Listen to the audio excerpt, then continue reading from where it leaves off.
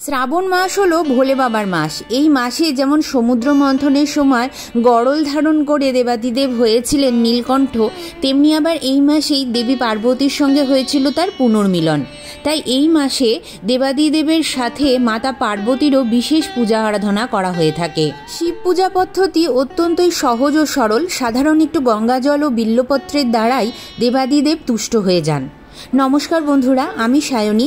তোমাদের সবাইকে স্বাগত জানাই লিভিং উইথ সায়নীর আরও একটি নতুন পর্বে। বন্ধুরা, সামনেই আসতে চলেছে শ্রাবণ মাসের তৃতীয় সোমবার। আজকে আমি তোমাদেরকে বলে দেব শ্রাবণ মাসের তৃতীয় সোমবার আমরা কিভাবে পুজো করব এবং কি শস্য নিবেদন করব ও তার গুণাগুণ।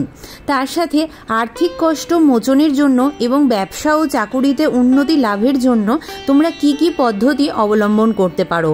এবং শেষে বলে দেব এমন কয়েকটি মন্ত্র যা যদি তুমি তৃতীয় সোমবার থেকে পাঠ করা শুরু করো তাহলে অবশ্যই তোমাদের জীবন থেকে দুঃখ দারিদ্রতা চিরতরের জন্য দূর হবে। তাই দেরি না করে মূল পর্বে যাওয়া যাক।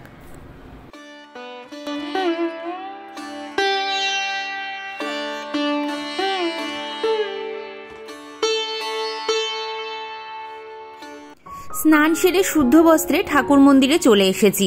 হাতে নিচ্ছি গঙ্গা জল।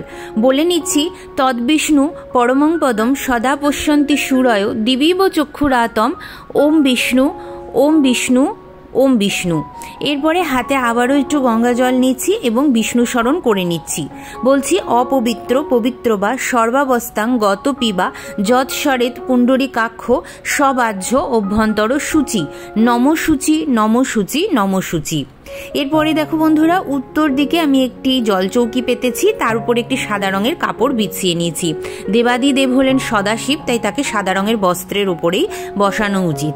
এরপরে আমি গঙ্গা জল ছিটিয়ে নিচ্ছি আর ফুলের পাপড়ি দিয়ে আমি আসনটি প্রস্তুত করে নিচ্ছি। পূজাবিধি শুরু করার আগে চলো দেখে নেওয়া যাক এই বছর অর্থাৎ 2025 সালের তৃতীয় সোমবার কবে। শ্রাবণের তৃতীয় সোমবার পড়েছে 4 আগস্ট 2024, বাংলার 18ই শ্রাবণ 1432। প্রথমেই বন্ধুরা দেখো এখানে আমি কতগুলি জিনিস সাজিয়ে নেব। এটা অবশ্যই পঞ্চামৃতের জন্য। পঞ্চামৃত আজকে আমি আলাদা আলাদাভাবে করাবো, তার জন্য এখানে নিয়েছি কাঁচা দুধ, এখানে টক দই নিয়েছি।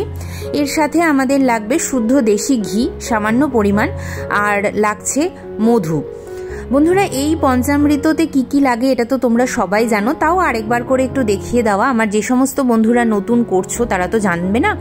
আর এখানে আমি শর্করা হিসাবে চিনি ব্যবহার করছি। চিনি অবশ্যই তোমরা শর্করা হিসাবে ব্যবহার করবে, কেন চিনি কিন্তু দুঃখ দারিদ্রতা নাশ করে। আর এখানে নিয়েছি বেদানার রস। বন্ধুরা, বেদানার রস বা আখের রস তোমরা যদি শিবলিঙ্গে অভিষেক করো তৃতীয় সোমবার তাহলে দুঃখ দারিদ্রতা নাশ হয় এবং গৃহে বিভিন্ন জায়গা থেকে অর্থের আগমন হতে শুরু করে এবং যে বাধা বিঘ্নগুলি থাকে জীবনে সেগুলো কিন্তু দূরীভূত হয়। এছাড়াও দেখো এখানে আমি একটু গঙ্গা জল নিয়েছি। এই গঙ্গা জলের মধ্যে আমি সামান্য পরিমাণ কর্পূরের গুঁড়ো মিশিয়ে নিচ্ছি, এটাতেও কিন্তু দুঃখ দারিদ্রতা নাশ হয়। এরপরে দেখো ঘটিতে আমি একটু জল নিয়েছি, এটা আমি জল অভিষেকের জন্য তোমাদেরকে দেখাচ্ছি।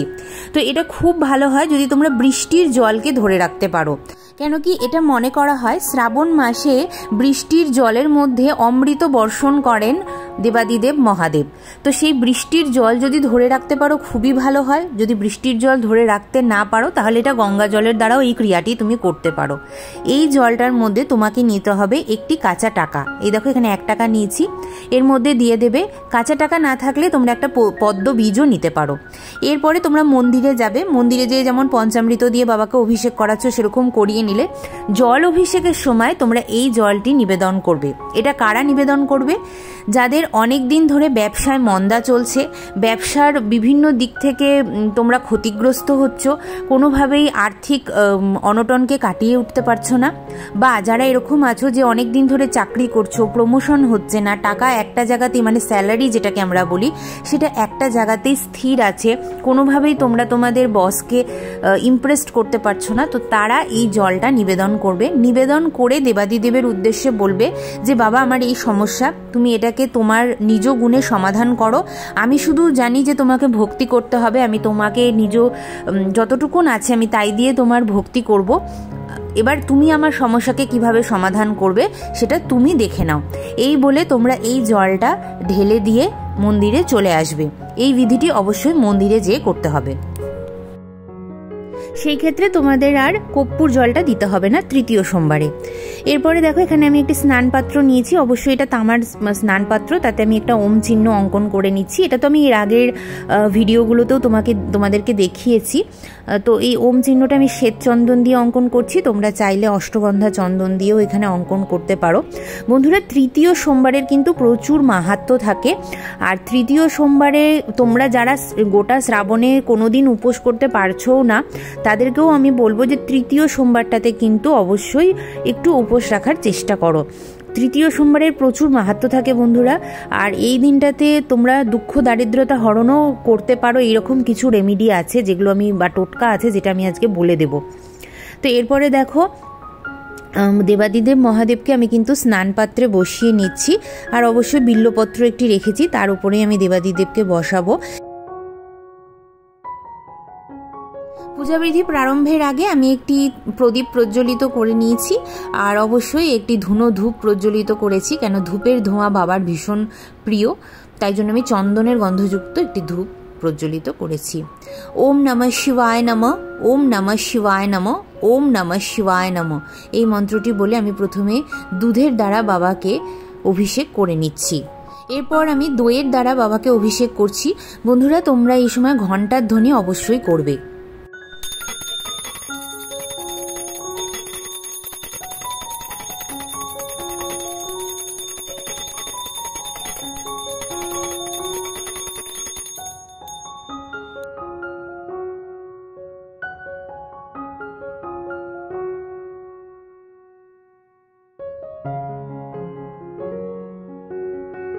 এরপর আমরা বেদানার রস দিয়ে বাবাকে অভিষেক করাবো।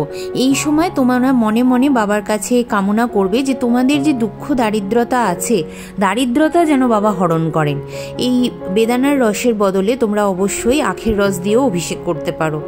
এরপরে আমি সিদ্ধি পাতা দিয়ে বাবাকে অভিষেক করছি এবং মনে মনে বারবারই ওম নমঃ শিবায় নমঃ, ওম নমঃ শিবায় নমঃ, ওম নমঃ শিবায় নমঃ এই মন্ত্রটি জাপ করছি। এই বিধিটি তোমরা অবশ্যই মন্দিরে যেও করতে পারো। এরপর আমরা কর্পূর মিশ্রিত গঙ্গা জলের দ্বারা বাবাকে অভিষেক করে নিচ্ছি। এরপর বন্ধুরা আমি 4টি মন্ত্রের উল্লেখ করব, যা তোমাদের জীবনের সমস্ত ধরনের অসুবিধা থেকে বা সমস্যাকে দূর করবে। এই মন্ত্রগুলি তোমরা তৃতীয় সোমবার থেকে শুরু করে প্রতিদিন পাঠ করতে পারো, যতদিন না তোমরা তোমাদের সমস্যা থেকে নিস্তার পাচ্ছ।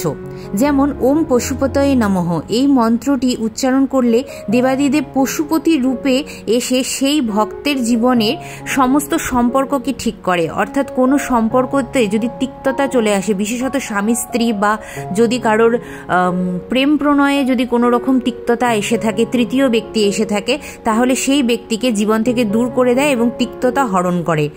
এরপরের যে মন্ত্রটি বলছি ওম সোমনাথায় নমঃ, এতে সোমনাথ হিসাবে ভক্তের কাছে প্রভু আসেন এবং তার জীবন থেকে যত ধরনের ডিপ্রেশন, দুশ্চিন্তা, অ্যাংজাইটি থাকে সেটি কিন্তু নিবারণ করে দেন। ওম রুদ্রায় নমঃ এই মন্ত্রটি উচ্চারণ করলে বাবা রুদ্র বেশে সেই গৃহে আসেন এবং শত্রুর বিনাশ করেন, কুনজর দূর করেন, আর কেউ যদি তোমার উপরে কালা জাদু বা ব্ল্যাক ম্যাজিক করে থাকেন সেটাকেও দূরীভূত করে দেন। এছাড়াও মহামন্ত্র অর্থাৎ ওম নমঃ শিবায় এই মন্ত্রটি জাপ করলে তোমার জীবনে হঠাৎ করে আসা কোনো সংকট বা কোনো বাধাকে তাড়াতাড়ি দূর করে দেন বাবা। এখানে দেখো আমি কিছু ফুল সাজিয়ে নিচ্ছি, কিন্তু তোমরা কি জানো বাবার পুজোতে প্রত্যেকটা ফুলের মাহাত্ম্য? যেমন শিউলি ফুল যদি কেউ নিবেদন করে থাকেন তার সম্পদ ও সমৃদ্ধি বৃদ্ধি হয়। ধুতুরা ফুল যারা নিবেদন করছো তাদের জীবন থেকে নেগেটিভিটি দূর হয় এবং সন্তান সুখ লাভ হয় এবং সংসারে শান্তি বজায় থাকে। এছাড়াও কেউ যদি মনের মতন জীবনসঙ্গী পেতে চাও তাহলে অবশ্যই বেল ফুলের মালা বাবাকে নিবেদন করতে পারো। আর আর্থিক সংকট কাটাতে অবশ্যই নীলকণ্ঠ ফুল বাবার মাথায় অবশ্যই দিও এই তৃতীয় সোমবার। এছাড়াও দেখো আমি এখানে একটি শ্বেতপদ্ম নিয়েছি। এই শ্বেতপদ্মটি কেন বাবাকে তৃতীয় সোমবার দেওয়া হয় সেই কথাটি আমি এখন ব্যাখ্যা করব। পদ্ম পাকে ফোটে, আমরা এটা সবাই জানি, কিন্তু তারপরেও পদ্ম কিন্তু বিশুদ্ধ থাকে। এই পদ্ম সমস্ত দেবদেবীর পুজোয় লেগে থাকে, তাই পদ্ম ফুল বাবাকে তৃতীয় সোমবার নিবেদন করা হয় বিশুদ্ধতা ও আধ্যাত্মিকতার প্রকাশ হিসাবে।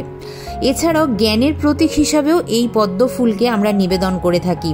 পদ্ম ফুল নিবেদন করলে জীবনের সকল বাধা দূরীভূত হয় এবং ভক্তের জীবনে সমস্ত পাপ ক্ষয় হয়।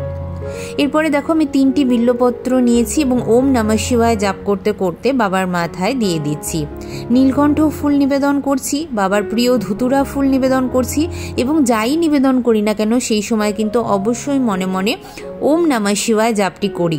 আবারও একবার বলবো, বাবার কিন্তু অনেক মন্ত্র আছে, কিন্তু তারপরেও আমার এই মহামন্ত্রটি জাপ করতে ভালো লাগে। কেন ছোটবেলা থেকে আমার মা ঠাকুমা এই মন্ত্রটি জাপ করেই আমাকে শিবরাত্রির পুজো করতে শিখিয়েছিল। এরপরে আমি নন্দী মহারাজ আর ত্রিশূলেরও পুজো করে নিচ্ছি। এরপরে আমি বাবাকে আমার কিছু মনস্কামনা জানিয়ে এই পদ্ম ফুলটি নিবেদন করে দেব এবং মনে মনে এই সময় আমি ওম নমঃ শিবায় জাপটি 3 বার করে নিচ্ছি। পরিবারের সকলের দীর্ঘায়ু ও নিরোগ কামনায় বাবাকে 5টি দূর্বা আমি নিবেদন করছি। এরপরে আমি বাবাকে অক্ষত নিবেদন করব।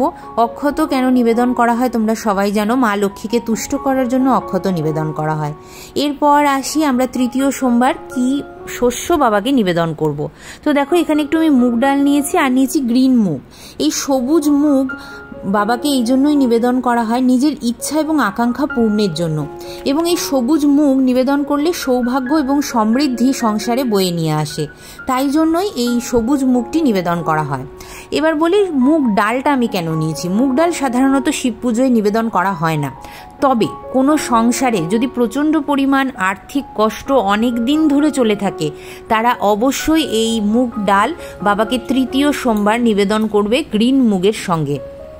এটি অত্যন্তই শুভ একটি ফল নিয়ে আসে। ওম নমঃ শিবায় শান্তায় কারণত্রয় হেতবে নিবেদয়ামি তৎমনাৎ রুদ্রায় নমো নমঃ, এই মন্ত্রটি বলে আমি বাবাকে প্রণাম জানিয়ে নিচ্ছি। এখানে আমি কিছু ফল আর মিষ্টি দিয়ে বাবার কাছে নিবেদন করব ভোগ হিসাবে। আবারও একবার বলে দিচ্ছি, গোটা ফল যারা নিবেদন করবে সেটা পরের দিন কোনো ব্রাহ্মণ বা কোনো বালককে তোমরা নিবেদন করে দেবে, মানে তাকে দিয়ে দেবে। আর যদি ফল কুচিয়ে দাও সেটা ভোগ হিসাবে গ্রহণ করতে পারো। আর এখানে তুমি সাবু দিতে পারো, মিষ্টান্ন দিতে পারো, সেটা কিন্তু ব্রতী এবং বাড়ির সবাই মিলে গ্রহণ করতে পারো, তবে গোটা ফলটা কখনোই নিজেরা গ্রহণ করবে না। আরও একটা কথা বলি, তৃতীয় সোমবার বাবাকে একটু সাদা রঙের পায়েস করে দেবে, যেই পায়েসে অন্য কিছু মিশ্রিত করবে না, রঙটা যেন সাদা থাকে। সেই পায়েসটি ভোগ হয়ে যাওয়ার পর কিছুটা নিজেদের জন্য রেখে তুমি 5 জন এয়স্তিকে সেই পায়েসটা নিবেদন করতে পারো বা দিয়ে দিতে পারো ভোগ হিসাবে। তাতে কি হয়, মা লক্ষ্মী অত্যন্ত তুষ্ট হন এবং সঙ্গে মাতা পার্বতীও তুষ্ট হন। আর যেই গৃহে মা লক্ষ্মী এবং পার্বতী তুষ্ট থাকেন সেই গৃহে কোনো রকম আর্থিক কষ্ট থাকে না এবং অন্ন কষ্টও দূরীভূত হয়ে যায় মা অন্নপূর্ণার দয়ায়। তো অবশ্যই এই ক্রিয়াটি তোমরা তৃতীয় সোমবার করতে পারো। এছাড়াও বন্ধুরা আমি চন্দ্র স্তোত্রম পাঠ করার কথা শুরু করতে বলবো এই সোমবার থেকে। তার কারণটা বলি, দেবাদিদেবের সমর্পিত বার হলো সোমবার এবং সোমবারের যে অধিপতি যে গ্রহ তিনি হলেন চন্দ্রদেব, এবং চন্দ্রদেবকে আমরা সবাই জানি যে দেবাদিদেব মস্তকে ধারণ করেন। তো এই দিনের যেহেতু তিনি অধিপতি, চন্দ্রদেবের যেটা চন্দ্র ডাউন থাকলে আমাদের যেটা হয় সেটা হচ্ছে আর্থিক কষ্ট প্রচণ্ড পরিমাণে বাড়ে, ডিপ্রেশন অ্যাংজাইটি তাদের বাড়ে এবং তার সাথে সাথে মায়ের সঙ্গে কিন্তু সম্পর্কটা খারাপ হতে থাকে। তো যাদের এই ধরনের এই জিনিসগুলোর সমস্যা আছে তারা কিন্তু তৃতীয় সোমবার থেকে চন্দ্রশেখর স্তোত্রম পাঠ করতে পারো। কেন চন্দ্রশেখর হচ্ছে দেবাদিদেবেরই নাম, আর চন্দ্রশেখর স্তোত্রমটা আমি এখানে তোমাদেরকে স্ক্রিনে মেনশন করে দিচ্ছি। কেউ যদি বুঝতে না পারো আমাকে বলো, আমি কমিউনিটিতেও তোমাদের জন্য দিয়ে দেবো। তোমরা সেখান থেকে অবশ্যই দেখে চন্দ্র স্তোত্রম পাঠ করে নিতে পারো এবং এটা প্রতিদিন একবার করে পাঠ করতে পারো। তাতে কিন্তু তোমরা অবশ্যই একটা ভালো ফল পাবে। পুজোর পরে এটা পাঠ করতে পারো, সন্ধেবেলায় এটা পাঠ করতে পারো, একটু গভীর রাতের দিকেও পাঠ করতে পারো, কোনো অসুবিধা নেই সেটাতে। যত রাত হবে তত এই চন্দ্র স্তোত্রম পাঠ করাটা শুভ বলে মনে করা হয়। এবার আমরা আরতি করব, তার জন্য দেখো এখানে ধূপ নিয়ে নিয়েছি। কেন দেবাদিদেবের সব থেকে প্রিয় হচ্ছে ধূপ। যারা মন্দিরে যাচ্ছ তারা এইরকম ইনস্ট্যান্ট একটা ধূপ নিয়ে নেবে।